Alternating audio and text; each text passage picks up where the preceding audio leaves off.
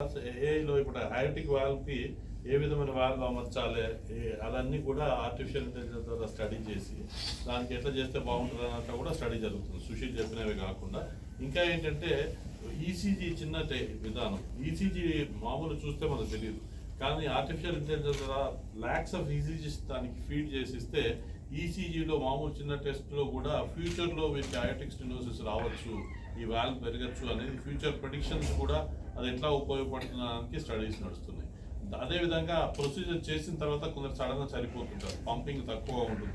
వీళ్ళందరి మానిటరింగ్ కూడా వేరే రకాల ఏఐ టెక్నాలజీతోని ఎట్లా డిటెక్ట్ చేయాలా, ఎట్లా సడన్ డెత్లు కాపాడాలనే దాంట్లో కూడా రీసెర్చ్ జరుగుతుంది.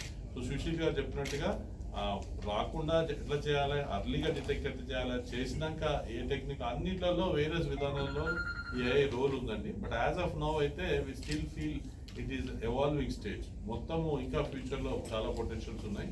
ఫ్యూచర్లో చాలా మంది పారామెడికల్ స్టాఫ్ పనిని, మన మిగతా పనులు చేసే వాటిని ఎడ్యుకేషన్ కోసమైనా కానీ దాంతో డిటెక్షన్ అర్లీగా, మన ఇండియా లాంటి కంట్రీలో పెద్ద ప్లేస్లలో అన్ని చోట్ల అందరు డాక్టర్లు ఉండరు, అట్లాంటి చోట కూడా ఏదైనా డివైస్ పరికరాలు పెట్టి కానీ జబ్బును ఎట్లా గుర్తుపట్టడానికి పనికొస్తుంది దాంట్లో కూడా చాలా నడుస్తుంది.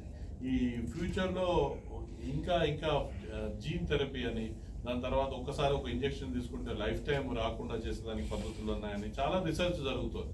బట్ యాజ్ ఆఫ్ నౌ అయితే కొన్ని ప్రొసీజర్లో మనం సింప్లిఫై చేసి రిస్క్ తక్కువగా చేయడానికి మాత్రం ఆల్రెడీ క్లినికల్ యూజ్లోకి వచ్చింది.